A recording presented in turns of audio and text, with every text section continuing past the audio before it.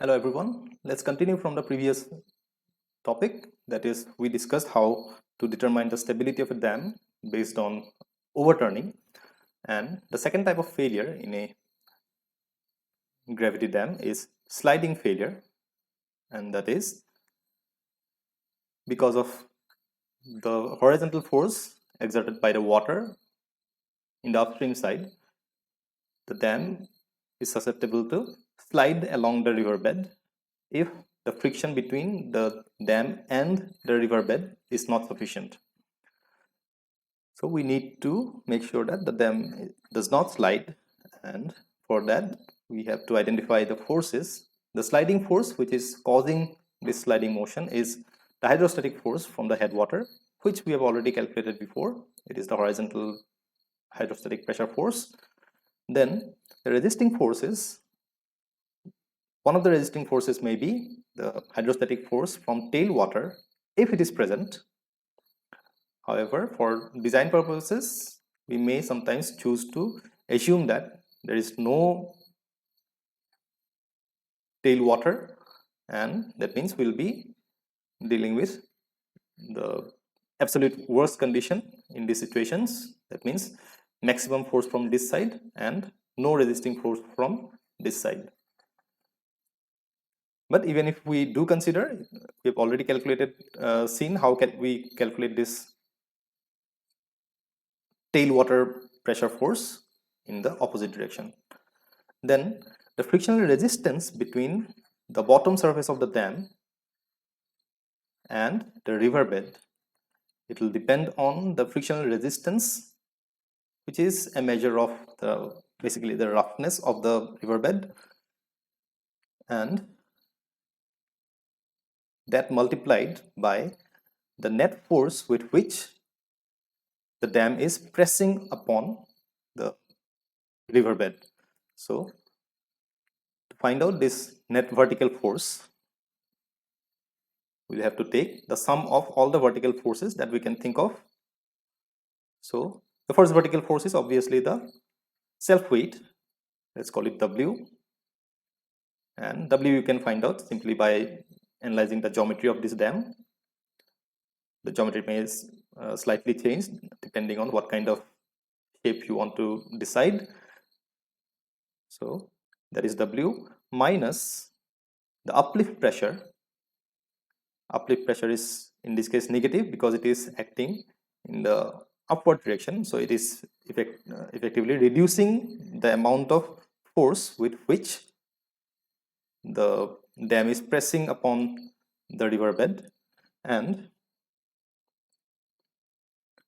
if we do provide this kind of a inclined upstream surface, then this extra volume of water will also act vertically downwards. So let's call it let's say V1, and to actually calculate this total volume you may divide this into two parts. That means this rectangular portion and the triangular portion, but since it is only force, so we do not have much difficulty with the geometry, so you can simply take this whole part as a whole and calculate its volume and then multiply it with the specific weight to get the total weight. And also if we do consider this tailwater, then this small amount of weight of water of this triangular volume, let's call it V2. So these are the vertical forces, and based on that we'll find out what is the total sliding force and the total resisting force. And the total sliding force is already, we have found out that it is F subscript capital H, and the total resisting force is FH plus mu multiplied by, mu is coefficient of friction,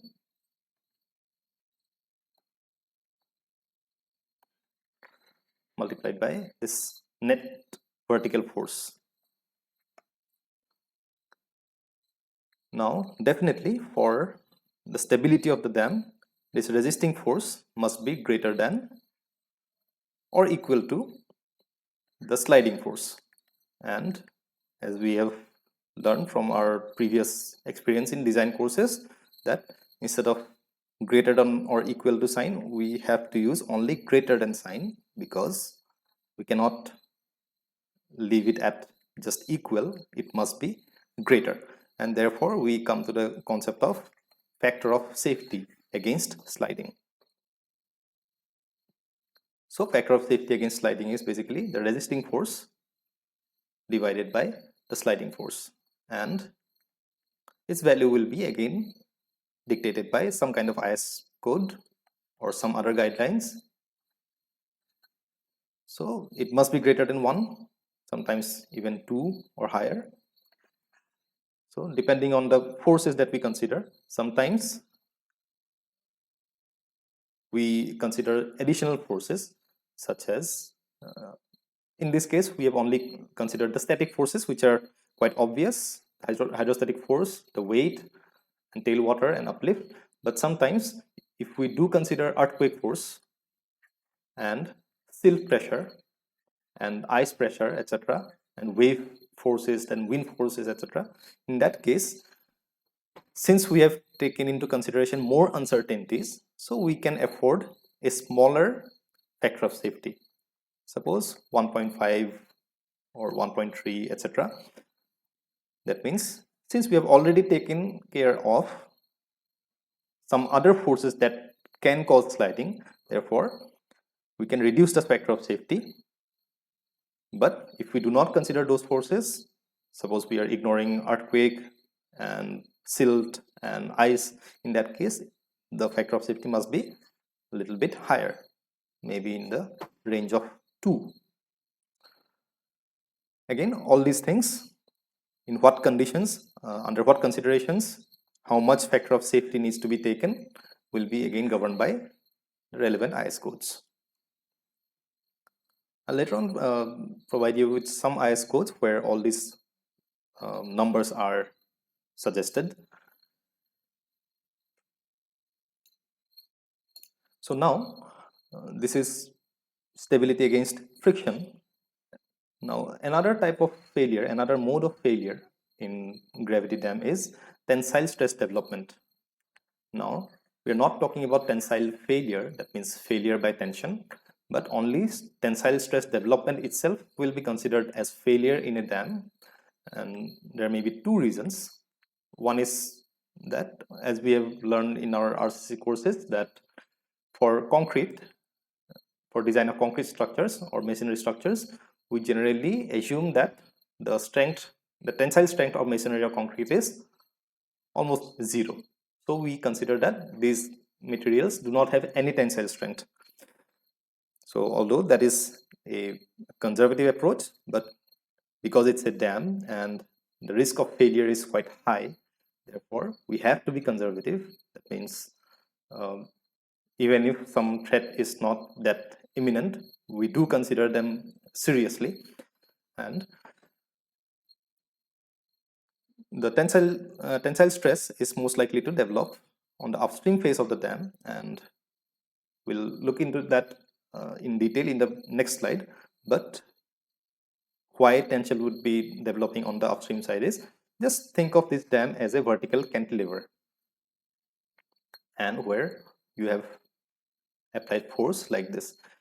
Now this cantilever beam would bend like this. When it bends like this, there is definitely tension on this side. So therefore, chances of development of tension cracks on the upstream side, and that will be highest at the support, and in this case at the heel. And on the other side, we'll have compression. One major reason why we want to avoid this tensile stress development is that development of tension at the heel will lead to excessive load towards the toe, and hence may lead to crushing.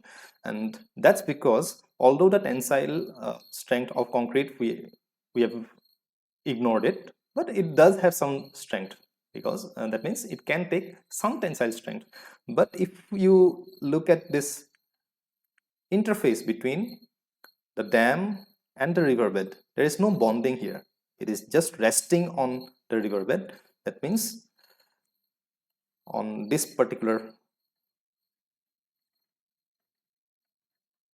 interface, suppose this is the bottom of the dam and this is the riverbed, there is no bonding like concrete. It is just a concrete block resting upon soil. So at this point, if tension develops, that means even if a small gap opens up here, then what will happen is the water will enter this gap, into this gap, and instead of this uplift pressure being gradually reducing towards the downstream side, it will be the full pressure of the headwater. Whatever headwater pressure was there, that is rho g into capital H, will be acting throughout this surface. And at the same time, because this side of the dam has lifted up, it is no longer supported on the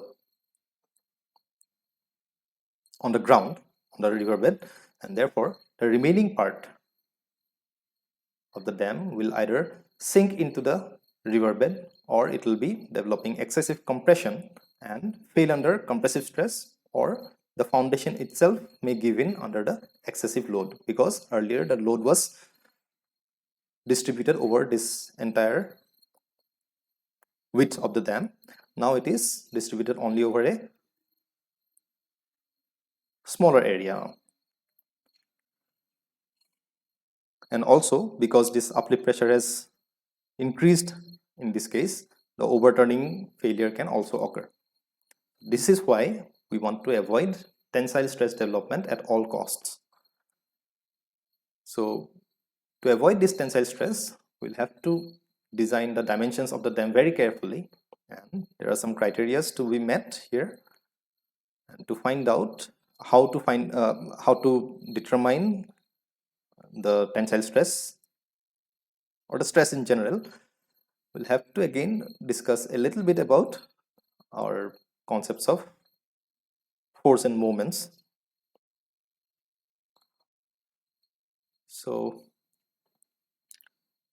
instead of a dam, again let's look at a simple beam, a cantilever beam.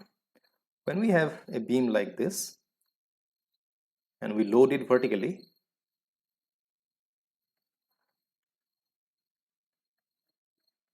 then it would bend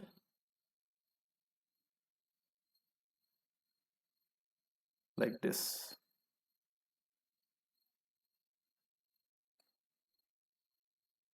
And when it bends, it will have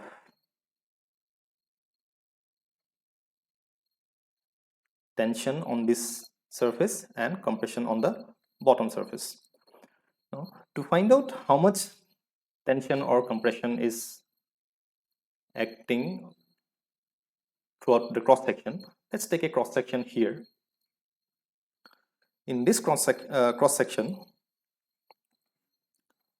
suppose it's a rectangular cross section like this, we remember that there used to be a neutral axis like this,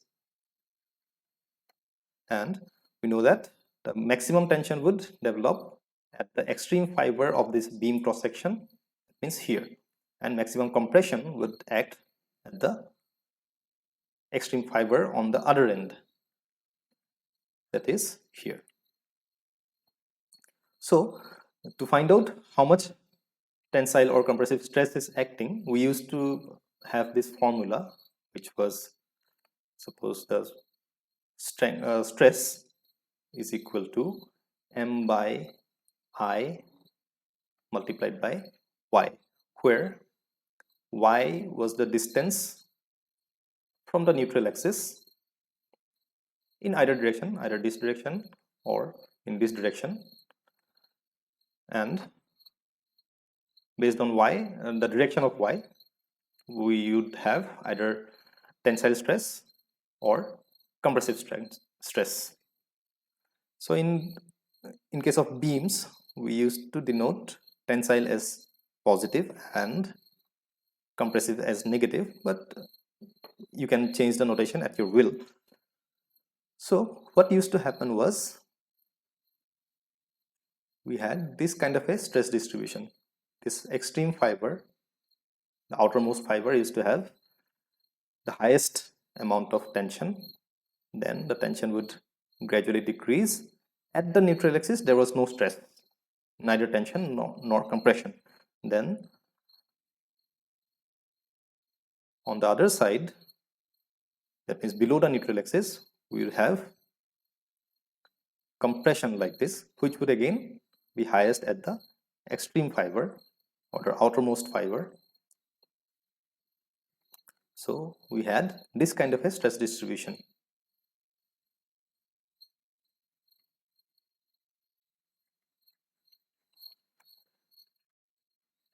So this is our stress distribution. Now, at any point, at any distance y from the neutral axis, let's say here, if this is y, then the stress will be given by this formula, where this I was the second moment of area, or we also sometimes call it moment of inertia of the cross section. And in case of a rectangular cross section, that I is equal to BD cube by 12, which is the formula for moment of inertia of a rectangular section.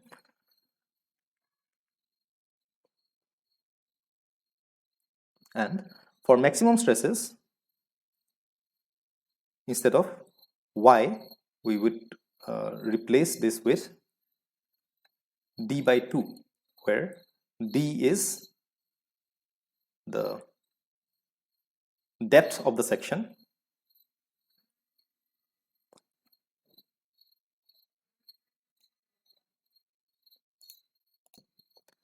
and d by 2 would be the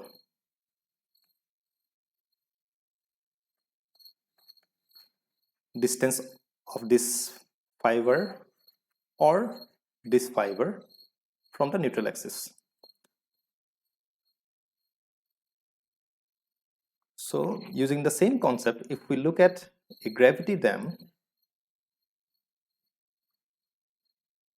like this, then we had some force here, and because of that force, you can imagine that the entire dam is acting like a cantilever, a vertical cantilever.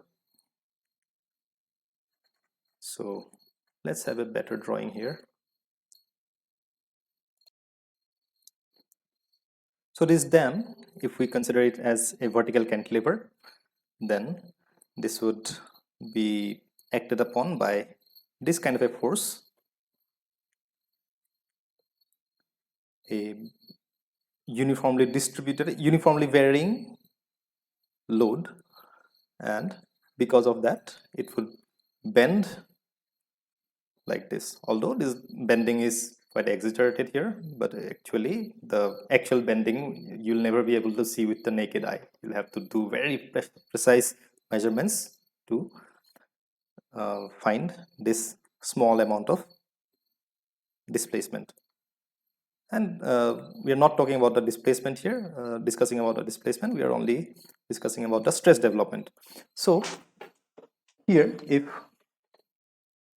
it bends like this, now the most crucial section is this bottom section, that is the bottom of the dam, and here this cross section will treat it same as this particular cross section of the beam, or to be more accurate, the cross section at the support, where the bending moment will be maximum.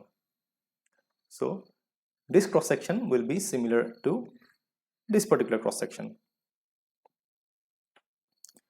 So in that case, to find out the stress developed, we'll have to identify the neutral axis, and the neutral axis will be, because it's a rectangular cross section, it will be simply at the middle, like this. And to find out the stress developed, we'll know that at this extreme fiber, the compression will be maximum, and at this extreme fiber, the tension will be maximum. So right now we are only talking about tension, but for compression also the concept will be similar. So to find out how much tension will be developing here because of this kind of a bending, we'll have to use this same formula, same equation that we had before, that is the stress is equal to moment divided by the moment of inertia multiplied by the distance from neutral axis. In this case, for this fiber or the extreme line edge of the rectangular cross section, the distance from the neutral axis, that means this distance is, it will be b by 2, where b is the total width of the dam and the moment of inertia for the rectangular cross section will be, earlier in case of this rectangular cross section we wrote bd cube by 12, where d was the depth of the cross section. In this case, because we have turned it by right angles, so here the depth of the cross section will be actually the width of the dam. So therefore, instead of this d, we'll have to write capital B, and instead of this B, which is the width of the cross section, in this case, since from the previous lectures we have considered only unit length of the dam, therefore this width of the cross section will be only 1. So our expression for moment of inertia for this cross section will be 1 into b cube by 12, which is we derive from bd cube by 12.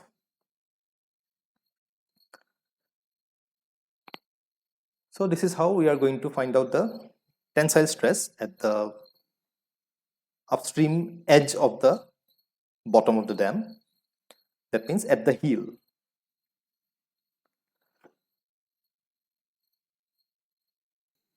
But this stress, we have only considered the moment because of this upstream pressure force, hydrostatic force, but it is not the only force which is going to cause the moment.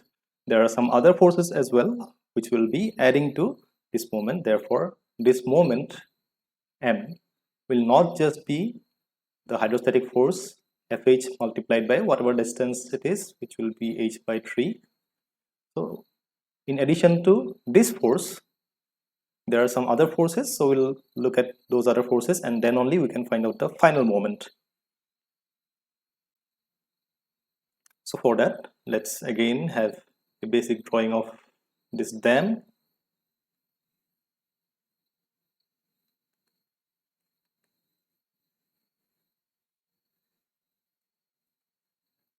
So here we had the upstream water, headwater. On this side we'd have the downstream headwater. Then the other forces are the self weight, which we divided into 3 parts in this particular shape of the dam, which were W1, W2 and W3, and then there was the uplift pressure force as well, which we divided into U1 and U2, which was basically the resultant force of this pressure distribution and this pressure distribution. So they will be acting here and here respectively. So let's call this U1 and U2. And in addition, we had this small hydrostatic pressure in the opposite direction, which we called F small h, and also this small triangular volume of water, which would be giving us some additional weight, which is, let's call it V2 or V3, because we had V1 and V2 on this side, where if the water level was up to this level, then we had this volume of water as well, which again we called V1 and V2. So these are all the forces in addition to the most crucial force, which is the F capital H. So the actual moment M, which we are going to use in the formula that we discussed above, that is this formula, this M will be we'll have to calculate by considering all these forces. Now when we are considering all these forces, we also have to find out the moment about a certain axis. So that particular axis is actually the neutral axis, which will be at the middle of the dam width. So we'll have to find out the forces, the distance of all these forces from the neutral axis. And when we find out distance of a force from an axis, we'll have to consider only the perpendicular distance. Now, just to clear some doubt, let's say in case of a cantilever beam, when we considered the bending moment, let's say here is a force, so then we would take this force and take this particular distance, and if there at this point there was a force, then we would consider this perpendicular distance. But if the force was in this direction, that means axial direction, which is the case for all these vertical forces in the dam, that means the self weight, then uplift pressure, and so on.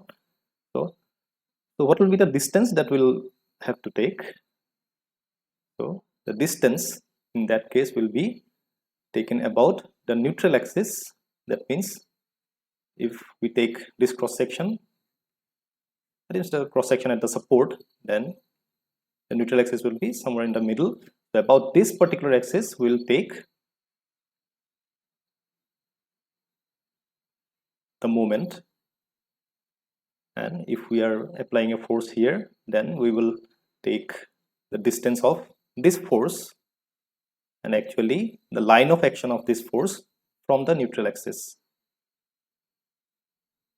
like this. And therefore actually when we used to solve these kind of problems, we did not draw the thickness of the beams, we simply draw a line, and this line represents the line through the neutral axis of the beam. And in these cases we did not have these kind of forces, so we did not worry about all these whether we take the force about neutral axis or we simply consider this cross section. But the general idea is that we do not take moment about a plane or a section, we take moment about either a point or a line. So therefore, now that we know that we have to take the moment about the neutral axis, so if in the beam there was a force which is somewhere like here, that means right at the middle, then this force would not cause any kind of bending moment in this beam. But instead of at this point, if we applied a force like this, that means at the upper edge, so this would cause a bending moment and it will try to bend this beam like this, which you studied in case of columns. In columns, we did care about the eccentricity of the axial loads. That means if the axial load is not exactly applied at the center of the column, then we would have to consider the eccentricity. So in the beam also, we will try to find out the eccentricity of the axial loads. So therefore, to find out this eccentricity, we'll simply find out the moment of all these forces, and we'll find out the moment about the neutral axis, which is at the middle of the beam section. Sorry, dam cross section, bottom dam cross section. So when we do that, we'll have to find out all these distances of all the forces that we have considered from the neutral axis, and we'll have to consider the perpendicular distances because that's how we find out moment. So let's take the forces one by one. So this M will be equal to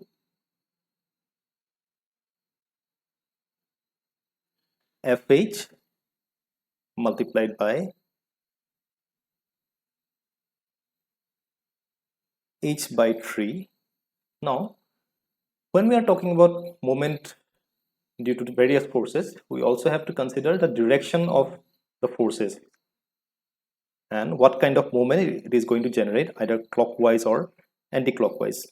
Now, the general idea in this case is that because we are talking about the whole topic is about checking for tensile stress development. So we'll see that we'll consider compressive stress as positive and tensile stress as negative. So in that case, we'll also classify the moments as positive and negative based on whether they are going to cause tensile stress or compressive stress. So at this point, at the heel, this upstream hydrostatic pressure force will lead to generation of tensile stress. So therefore, we are going to give it negative sign. So here we'll put this negative sign in front of this term. Then another force will be, suppose W1, W2 and W3. Then all these forces W1, W2 and W3, if we look at the dam, then the middle point will be somewhere here, and all these forces W1 will be here, W2 will be here, and W3 will be somewhere here, and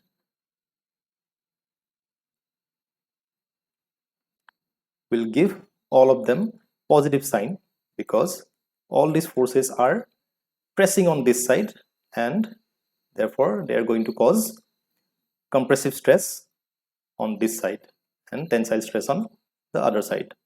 Therefore, we'll give all of them positive signs. You may have a little bit of doubt about this last force, but we'll check just after analyzing the geometry whether this is going to be positive or negative. But anyway, so W1 into, let's call this distance x1. That means distance of this W1 from the neutral axis is equal to x1 plus W2 into x2 plus W3 into x3, and after that the other forces are the V1 and V2 forces. That means these two forces, that is weight of water only, they are also going to cause moment in this direction, that means compression on this side. So plus V1 into, let's x V1, then V2 multiplied by x V2, then these two forces, one is horizontal and one is vertical. So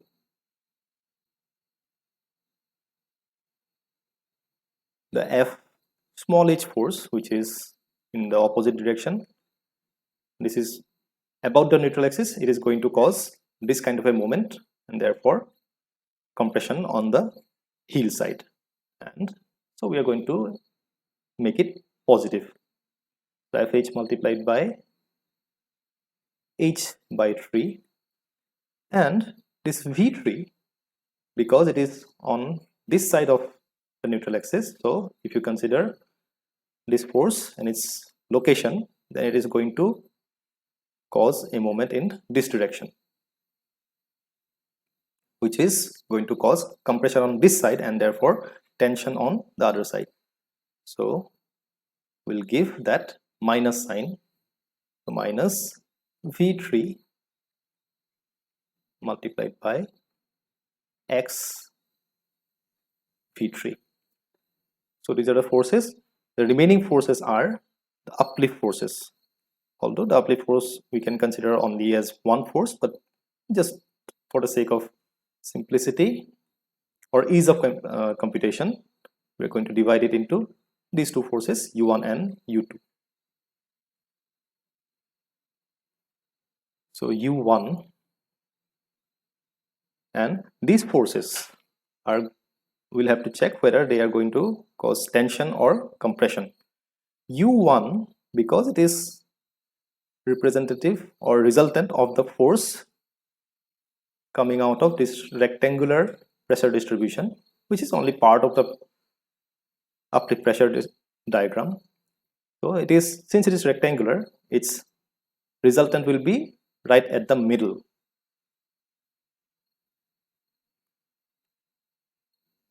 And at the middle means at the neutral axis, and therefore its distance from the neutral axis will be 0. Therefore this U1 will multiply with 0, or we can simply neglect it altogether. Then the other force U2 will be acting in this direction. The moment because of U2 will be acting in this direction, which will be resulting in tensile stress at the heel, and therefore again we are going to give it minus sign. So minus U2 multiplied by the distance, which is, let's call it x U2. So these are the forces that we have considered, and from this we are going to get what is M.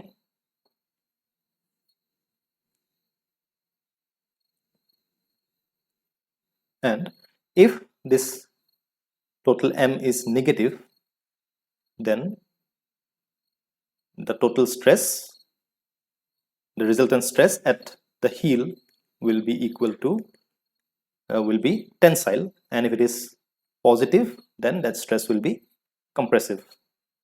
So from this M we can find out the sigma because of the moments will be equal to, and at the heel will be equal to M by I into B by 2, or you can call M divided by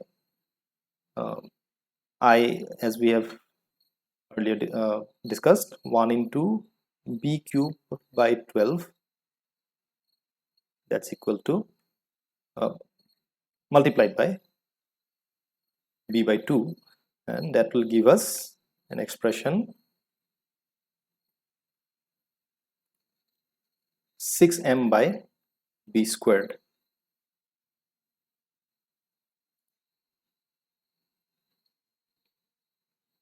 So M is equal to 6m, sorry,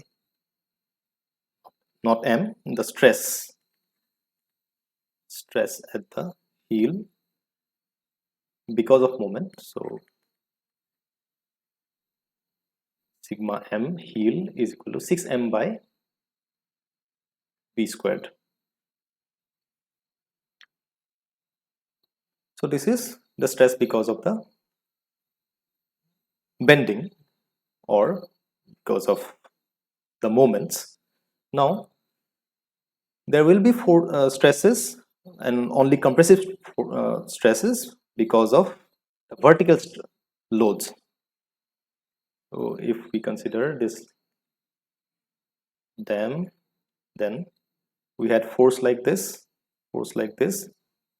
and force here, all these are vertical forces.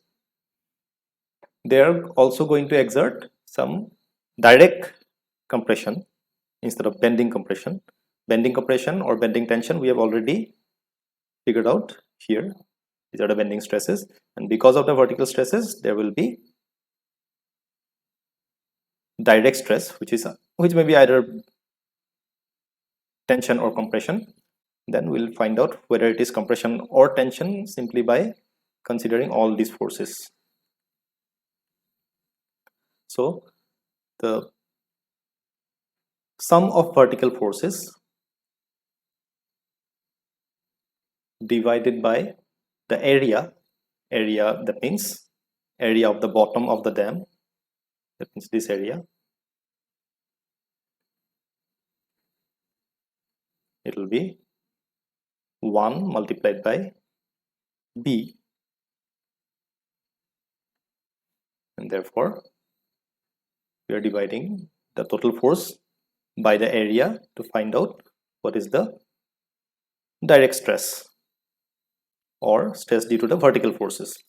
Now this sigma V or summation of vertical forces we can find out by considering all the vertical forces, which are sigma V is equal to W1 plus W2 plus W3 plus V1 plus V2 plus V3 minus U1 minus U2.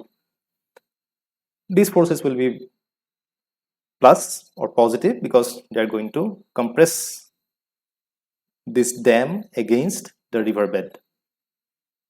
But the uplift pressure is going to reduce that compression effectively by entering between, by acting in a direction opposite to these vertical forces at the interface between the dam, bottom of the dam, and the river bed. And sometimes it may be confusing, how can a pressure be tensile, because we are adding all these forces which are going to be exerting compressive stress, and if there is a pressure, then sometimes it may be confusing whether it is tensile or compressive, because pressure is always compressive, but in this case it is adding to the tensile stress. And that's because let's imagine suppose a block of or a plank of wood like this. Then if you try to drive another piece of wood like this into this, then as you keep driving it more and more into this crack, then this smaller piece of wood will be under compression, but on this gap or crack there will be tension, because of which this crack will be widening more and more. That means that is because of the tension only, and simultaneously the smaller piece of wood will be under compression. Similarly, this uplift pressure is basically the water in the pores under pressure or under compression, which in turn causing some tensile stress or separating stress between the riverbed and the bottom of the dam surface. So that is why we are considering these two as tensile. So after doing this, we are going to get the total net vertical force which are going to cause the direct compressive stresses.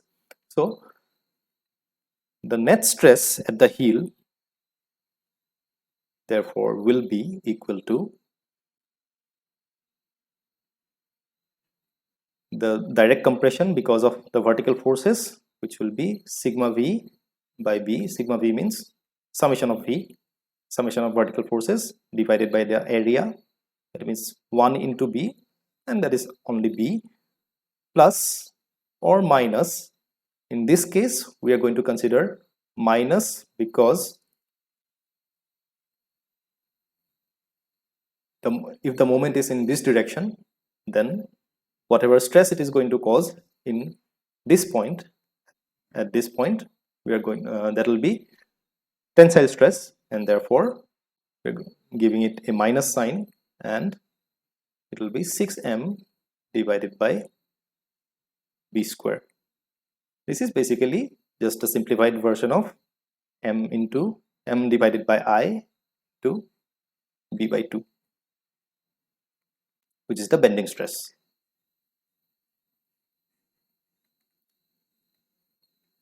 So with this expression we can find out whether there will be tensile stress or not. So if this value, after doing all the calculations, after putting the numerical values of the geometry of the dam and all the other terms, then if we find that this comes out to be negative, then it is tensile stress, and if it is positive, then it is compressive stress. So basically we are dividing the effect of all the forces into direct stress and bending stress, or stress due to moment. So because of the direct stresses, or the direct stress diagram will be something like this. Is simply all the vertical forces divided by the area of the bottom of the dam, and because of the moment we know that the stress distribution diagram will be somewhat like this, which is basically the bending stress distribution as we have learned in case of structural members like beams and columns. So this is the direct stress, let's call it sigma d, and this is sigma due to moment or bending stress, and the resultant of this will be,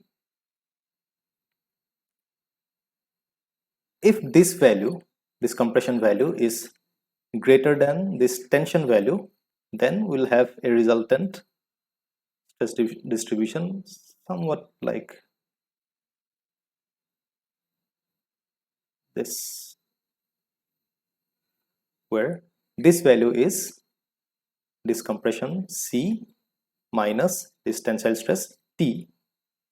So if C is greater, then it will still remain as compressive, although very small. And on this side, because both this stress and this stress are compressive, therefore it will be simply addition of both these values. And if this value is greater than this value, in that case the resulting diagram will be like this, where on this side we have compression, no problem, but on this side we have a small amount of tension. And as we have discussed a few slides before, that no matter how small tension is, at all costs tension should be avoided. So therefore we have to make sure that this value, that means sigma heel, stress at the heel, must be greater than or equal to 0, or it must be positive, or it must be compressive. At no cost it can be tensile stress. Now how do we do that? Now let's again look at this expression, that means this expression. So we'll write it again.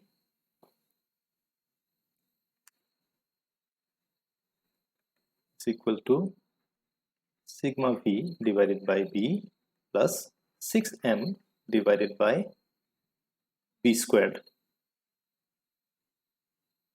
So from this expression we can add the condition that this whole thing should always be greater than 0 or always positive.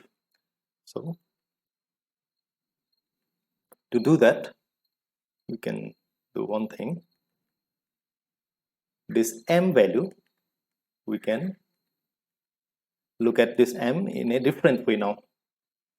So let's say this is the m, and all these forces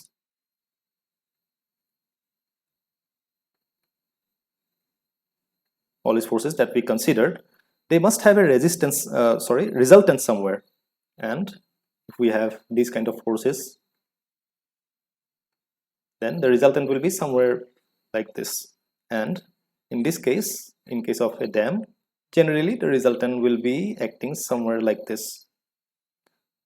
Now, the moment about the neutral axis, which is somewhere, let's say here. So if this is the neutral axis and the resultant passes somewhere away from the neutral axis, it may be either here or here. In that case, we can find out the eccentricity of this resultant force, which is the distance between the resultant and the neutral axis, and that is called the eccentricity,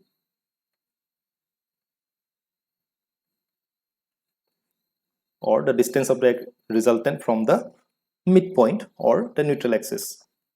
So this eccentricity can be found out but in this case we do not know what will be the inclination of this resultant here. But what we can know is the moment caused because of this resultant about the neutral axis, which we already calculated. So let's say we have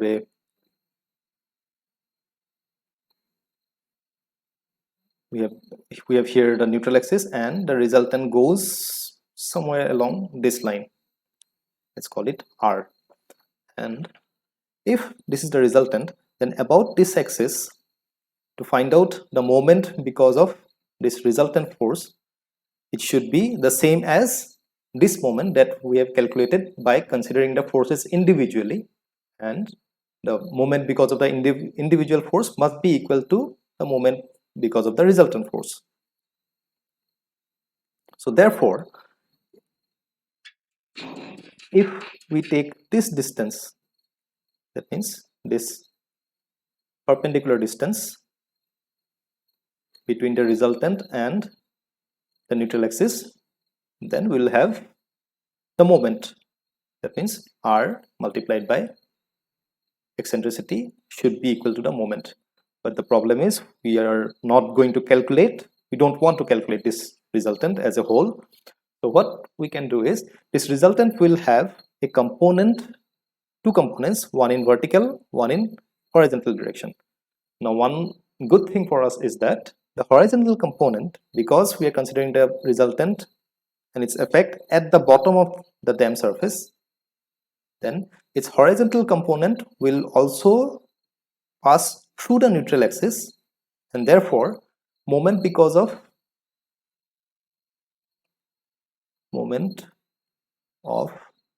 the horizontal component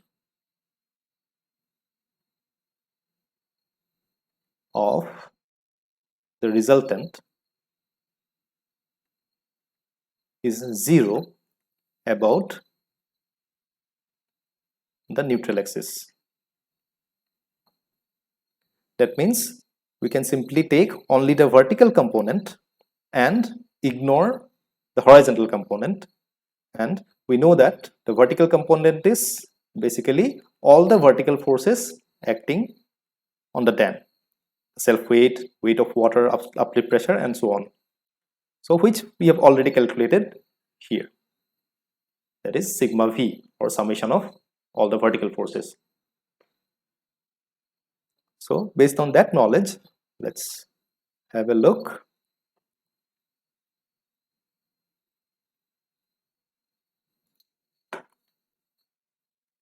We'll again go back to this formula.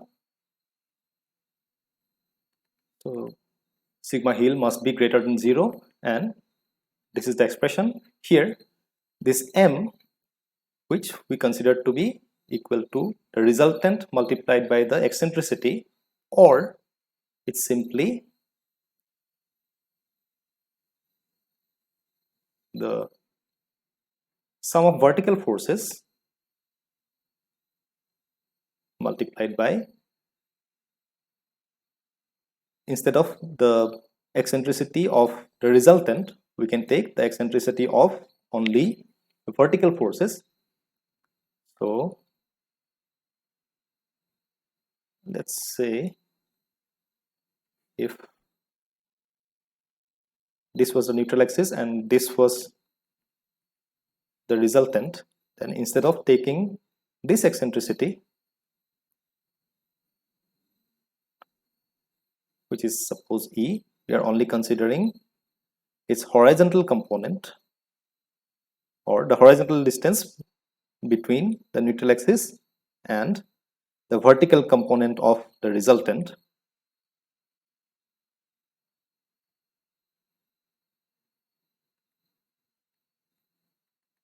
So we are only considering this distance. So let's call this original eccentricity, or eccentricity of the inclined of the actual resultant, as ER, and the eccentricity of the vertical component, this value, we are going to call it only E, which is eccentricity.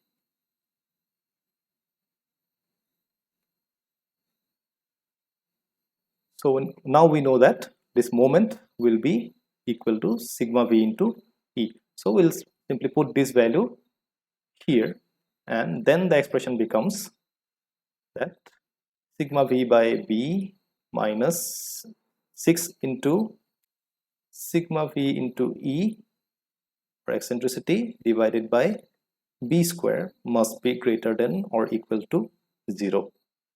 And sigma v by b we can take outside, and then we have 1 minus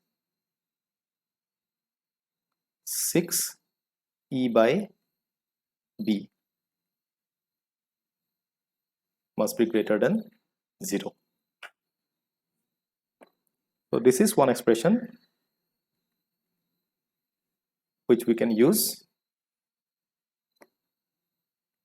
to as the condition for no tensile stress development at the heel at this point.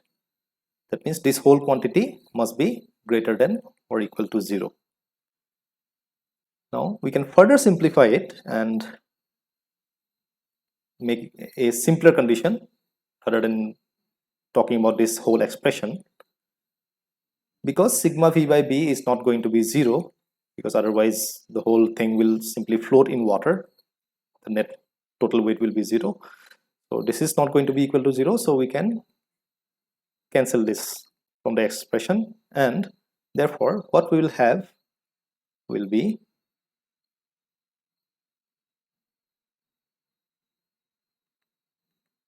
one minus 6E by b should be greater than or equal to 0, or you can write like this, or if you take b to this side and 6 to this side, then it will be b by 6, and on the other side we will have E.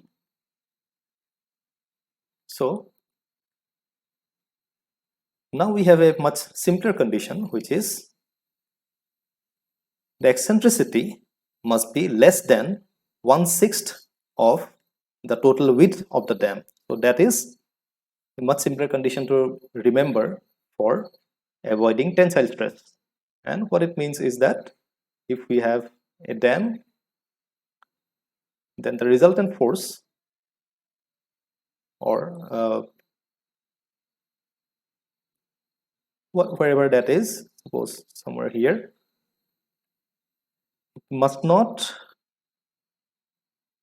be greater than the eccentricity. That means this distance must not be greater than b by 6. And if we take, suppose this amount is b by 6, then if the resultant goes through this within this range, then it is safe. Let's divide it into 6 parts. So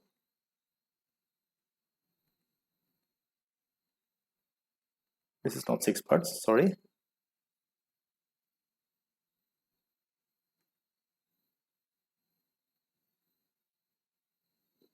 Yeah, no, it is, yeah, 6 parts. So if the resultant goes through this range, that means either b by 6 on this side or b by 6 on the other side from the neutral axis, then tension will not be developed either on the heel side or on the toe side. Generally, on the toe side, tension is not a problem. Only on the side of the heel, tension develops. So therefore, we can write it in a different language also. The resultant must pass through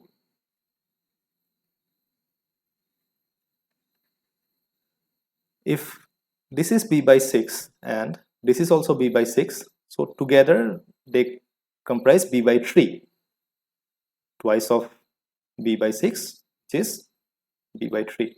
If this is b by 3, the middle part, then this is also b by 3 and this is also b by 3. So the resultant must pass through the middle third, the middle third of the dam width. So this is another way in which we can write this condition of no tensile stress development. So we can remember it in all these forms. One is this, another one is this, or another one is this one also, or you can remember it from the first principle, which directly deals with the stress. That means this expression for stress should not be negative. So all these conditions can be checked to determine whether tension is developing or not. Now, so this is how we are going to find out the tensile stress, and in the same principle we can also check for compressive stress, because as we remember, the diagram, the stress distribution diagram, was somewhat like this, where because of the direct vertical forces we had a uniform distribution of forces, but because all those forces were not exactly at the centers, so they had eccentricities, and we also had horizontal forces, so there was some moment, and because of the moment we had this kind of stress distribution. So on this side we had compression and tension, and therefore the sum is generally a smaller value, either compression or tension, but the value is smaller.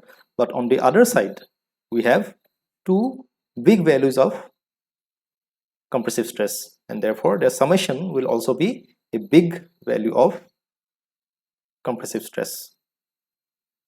So at this point we'll also have to check for excessive compression. That means the compressive stress should not exceed the allowable compressive stress of the material, and also not only the material of the dam, also the riverbed material. So the riverbed may be made of gravel or sand. So if it is sand bed, then it does not have a very strong, very high compressive strength, and therefore we may have to provide some additional foundation on which the dam would be resting, and therefore whatever is the compressive stress here, then that will be further distributed, and then the soil or the bed material lying down below will be experiencing a slightly smaller value of compressive stress.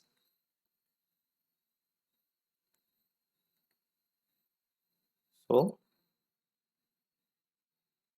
in addition to the tensile stress generation, we also have to check for compression.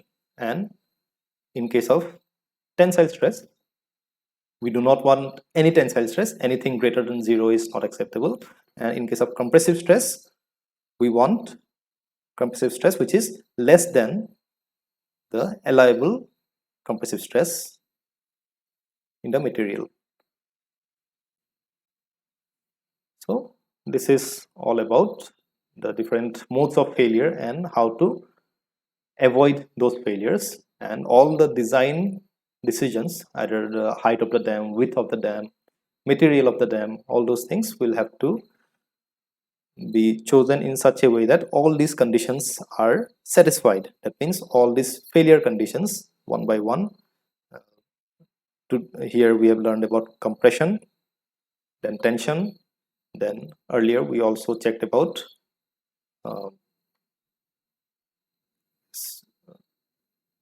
friction against sliding, then before that we had overturning. So these are the various modes of failure, and the design should be such that none of these failures occur.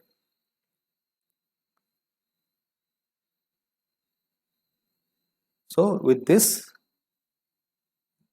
I'd like to conclude this lecture. We'll do a separate example problem later on.